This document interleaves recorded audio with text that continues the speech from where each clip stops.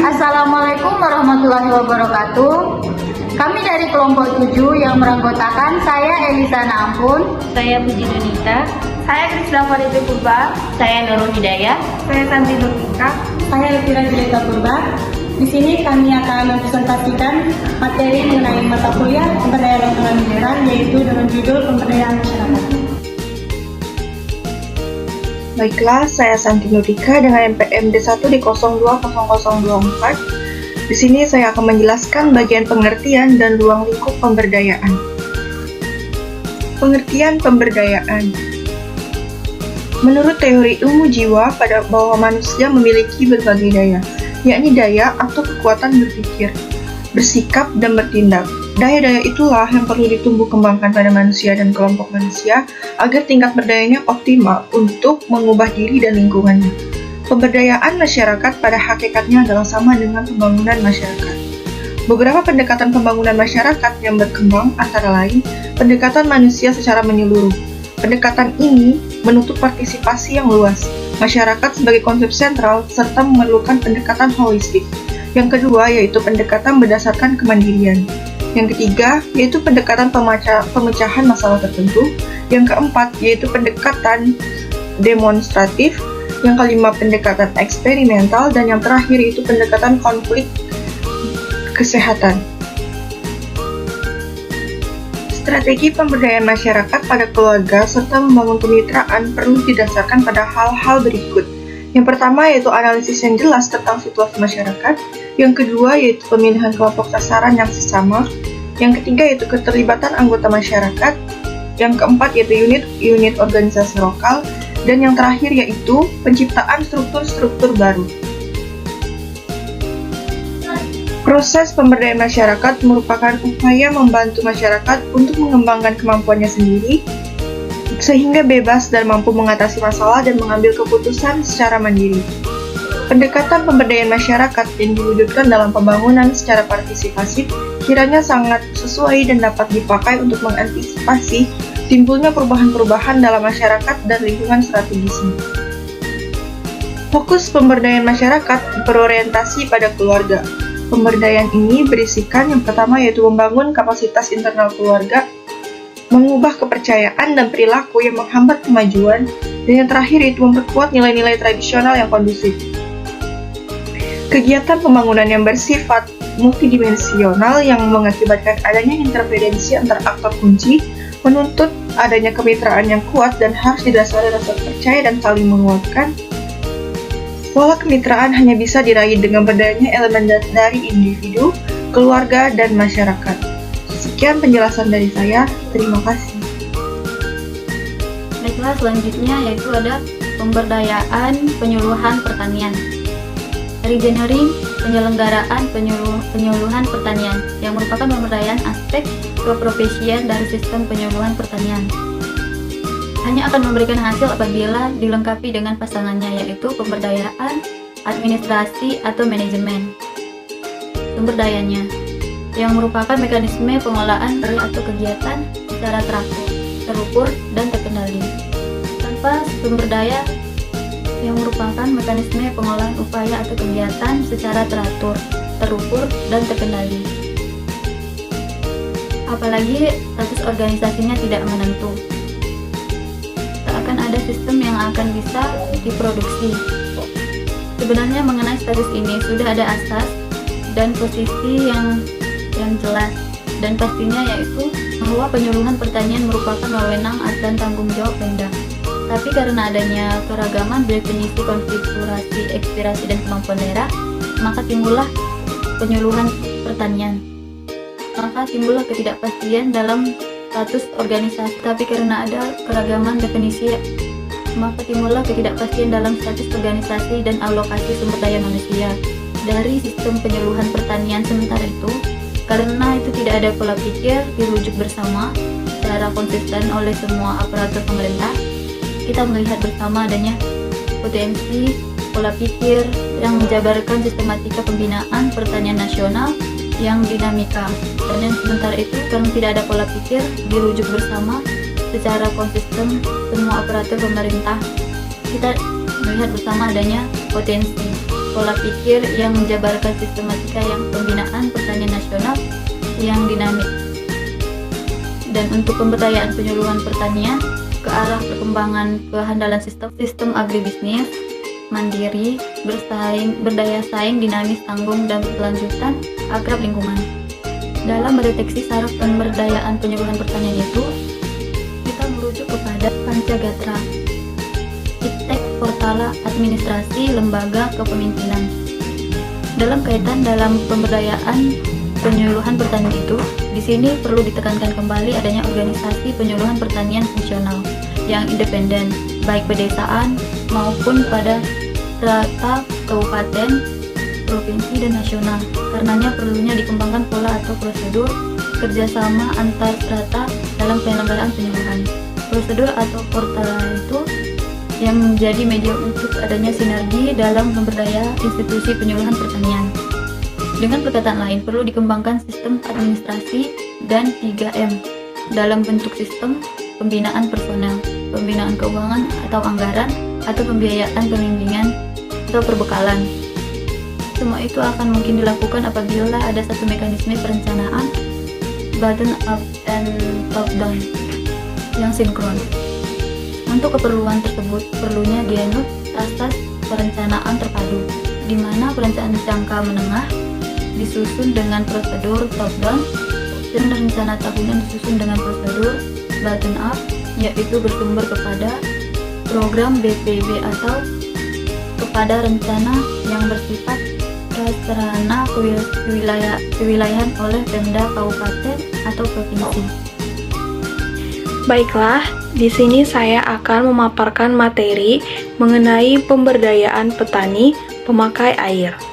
Pemberdayaan petani, khususnya petani pemakai air yang tergabung dalam perkumpulan petani pemakai air atau kita biasa sebut P3A dan gabungan P3A atau GP3A. Pemberdayaan P3A atau GP3A telah dilakukan oleh pemerintah bersama-sama dengan lembaga swadaya masyarakat dan perguruan tinggi. Pemberdayaan P3A atau GP3A merupakan bagian yang tak terpisahkan dari program pembaharuan kebijakan pengelolaan irigasi atau disingkat PKPI. Dalam rangka pelaksanaan pembaharuan kebijakan pengelolaan irigasi atau PKPI yang telah dituangkan dalam Instruksi Presiden Nomor 3 Tahun 1999 tentang pembaharuan kebijakan pengelolaan irigasi.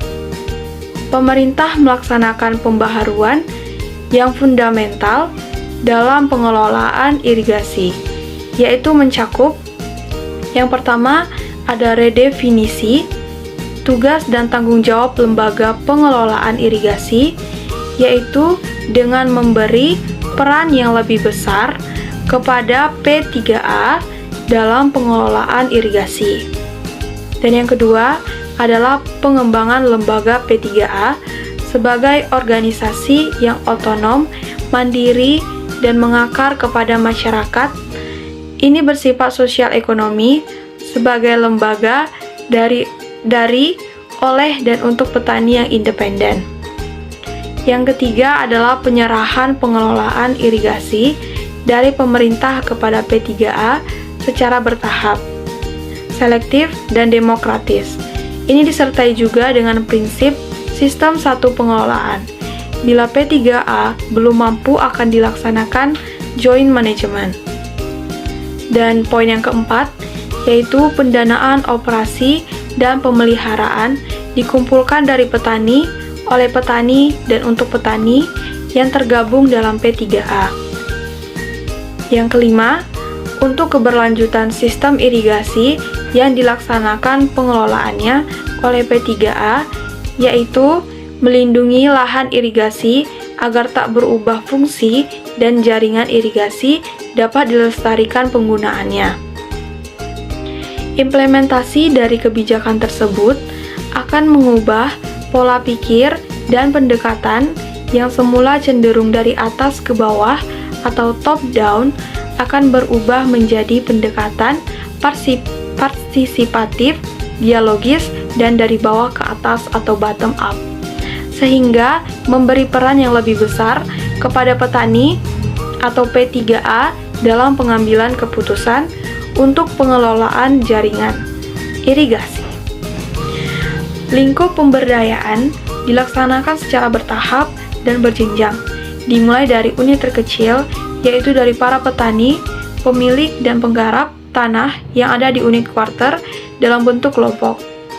Kemudian ke tingkat unit tersier yang merupakan penggabungan kelompok-kelompok ke dalam bentuk perkumpulan petani pengelola air atau P3A. Disusul pemberdayaan selanjutnya terhadap gabungan perkumpulan petani pengelolaan air yang ada dalam satu wilayah jaringan sekunder atau daerah irigasi, atau untuk daerah irigasi kecil.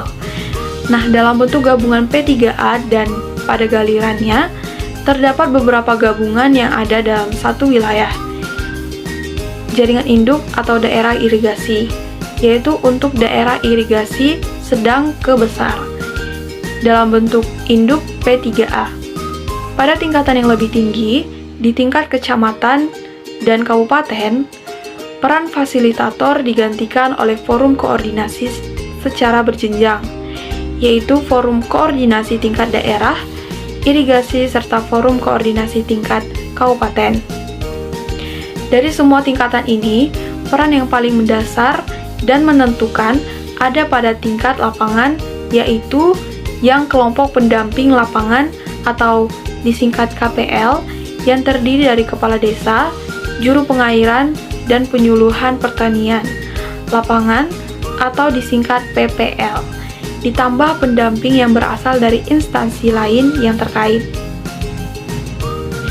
Dan untuk penjelasan gambar yang ada di samping sini mengenai keterangan gambar kelembagaan petani pengelola irigasi, yaitu pada tingkat pertama terdapat IP3A atau induk perkumpulan petani pemakai air yang membawahi satu areal saluran primer.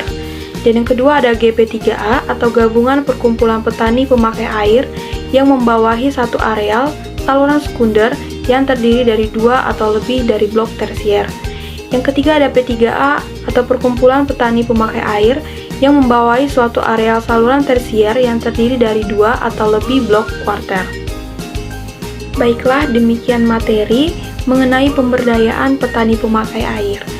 Tujuan pemberdayaan petani pemakai air atau yang disebut P3A. Pemberdayaan terhadap P3A dan GP3A ditunjukkan untuk dapat mengembangkan organisasi ini menjadi lembaga yang otonom mandiri, mantap dan berkembang. Dengan pengertian ini menekankan keberfungsiannya daripada sekedar formalitasnya. Secara spesifik, tujuan pemberdayaan tersebut mempunyai arti untuk A. Mendorong terciptanya kekuatan dan kemampuan lembaga petani pemakai air untuk secara otonom mandiri dan mengelola dirinya sendiri berdasarkan kebutuhan anggota.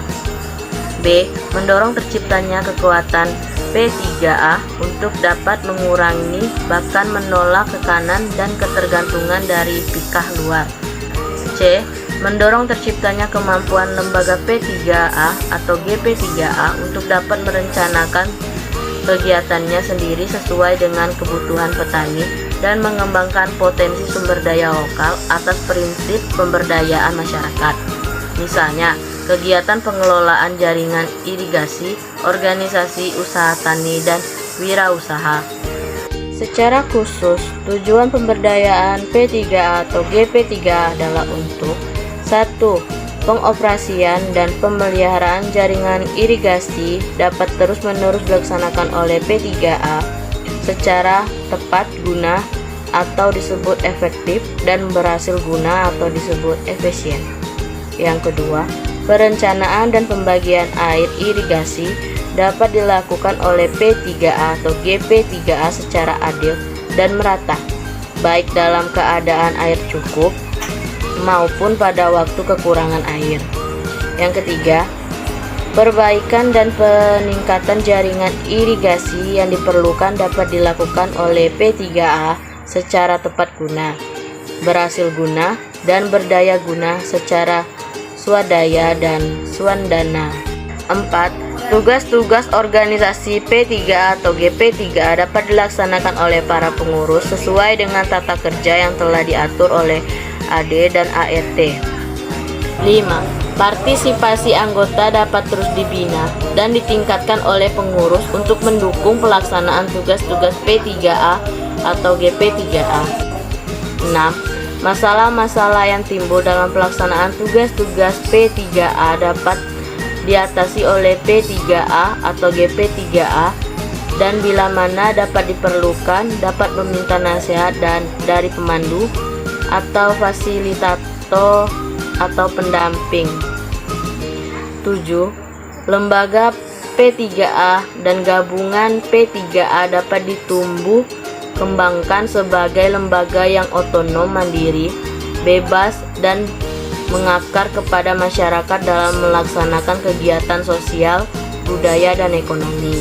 Prinsip pemberdayaan. 1.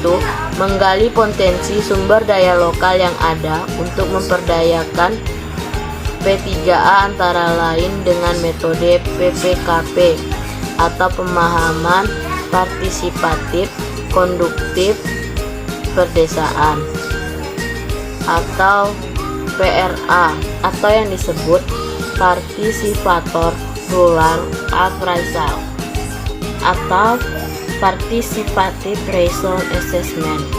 Yang kedua, P3A merencanakan dan melaksanakan sendiri semua kegiatan dan pejaringan irigasi P3A, kegiatan lain yang menjadi tanggung jawabnya. 3. Pendampingan dalam pemberdayaan P3A berdasarkan permintaan dari kebutuhan P3A dan kemampuan pemerintah. Baiklah, di sini saya akan membahas mengenai langkah-langkah dalam pemberdayaan petani pengguna air atau GP3A, di mana langkah-langkah dalam pemberdayaan P3A atau GP3A mencakup 1. Kegiatan persiapan, 2. Kegiatan proses pemberdayaan P3A atau GP3A. 1. Kegiatan persiapan dalam pemberdayaan P3A atau GP3A. A. Sosialisasi dan penelitian. Materi sosialisasi mencakup pembaharuan kebijakan pengelolaan irigasi atau PKPI Undang-Undang Nomor 22 dan Nomor 25 Tahun 1999 dengan sosialisasi yang dilaksanakan oleh pendamping atau fasilitator terlatih, maka petani mengetahui secara jelas program pemberdayaan P3A atau GP3A dalam pengelolaan jaringan irigasi dan peran serta petani serta keterlibatannya dalam setiap tahapan kegiatan pemberdayaan. Proses sosialisasi dapat dilakukan melalui rapat, diskusi, penyuluhan, materi TV atau surat kabar dan berbagai media lainnya. B. Profil sosio-teknis dan kelembagaan atau PSTK, antara lain dengan metode pemahaman partisipatif.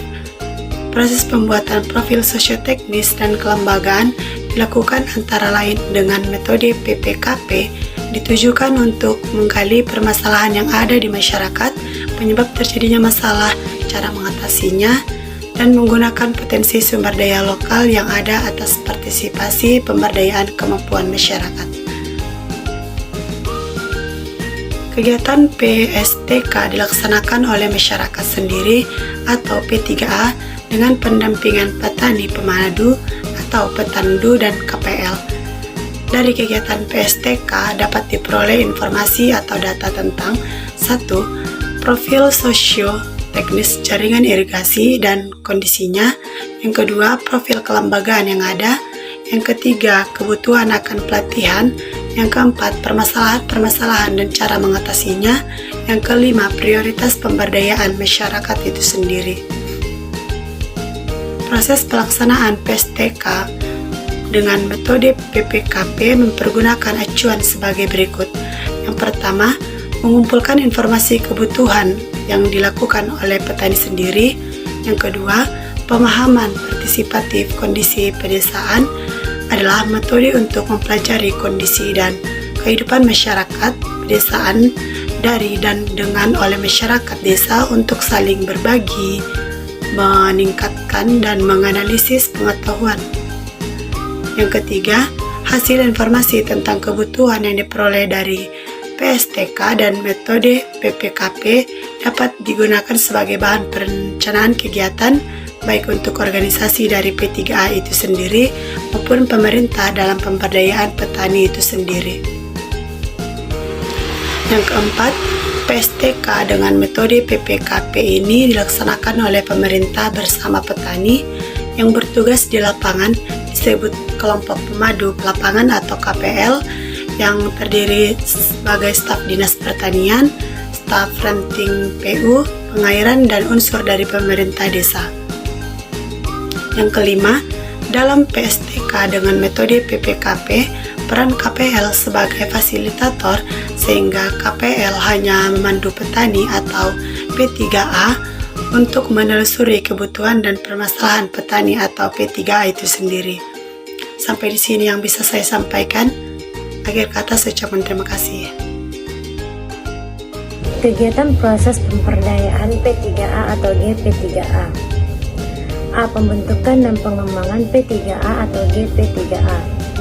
Dari hasil profil sosio-teknis kelembagaan, antara lain dengan metode PPKP, dapat diperoleh gambaran mengenai sosio-budaya masyarakat. Proses pembentukan P3A dimulai dari tingkat kelompok atau blok tersier atau desa secara bertahap dan secara demokratis dengan pendekatan bottom up. Untuk mewujudkan kelembagaan P3A yang otonom dan mandiri, pemerintah akan mendorong, memfasilitas dan memberikan peluang kepada masyarakat secara demokratis untuk membentuk organisasi atau unit usaha ekonomi dan bisnis di tingkat usaha tani yang sesuai dengan pilihannya. B. Kunjungan periodik pendamping atau pemandu atau fasilitator ke lokasi P3A atau GP3A. Kunjungan periodik kepada P3A atau GP3A dilakukan oleh pendamping atau pemandu atau fasilitator setiap waktu atas permintaan atau P3A atau GP3A ataupun secara periodik dalam rangka pembinaan. Frekuensi kunjungan ke P3A sebaiknya dilakukan oleh pendamping atau pemandu atau fasilitator setiap 2 minggu. Kegiatan kunjungan P3A merupakan tanggung jawab para pendamping atau pemandu atau fasilitator lapangan, khususnya kepala desa, jurus pengairan, dan PPL. C. Penelusuran jaringan irigasi. Penelusuran jaringan irigasi adalah kegiatan menelusuri saluran sesuatu jaringan irigasi untuk mengetahui kondisi dan fisik dan fungsi jaringan irigasi dan drainasi. Hasil-hasil pelaksanaan O dan P, luas tanaman padi dan palawija, dan masalah-masalah yang terjadi di lapangan pada saat penelusuran. Dari hasil penelusuran jaringan dapat diperoleh informasi tentang: yang pertama, kondisi fisik bangunan irigasi. Yang kedua, kondisi fisik saluran irigasi. Yang ketiga, kondisi fisik jaringan drainasi. Dan yang keempat, tingkat kefungsian bangunan-bangunan irigasi dan drainasi. Evaluasi kegiatan pemberdayaan P3A atau GP3A.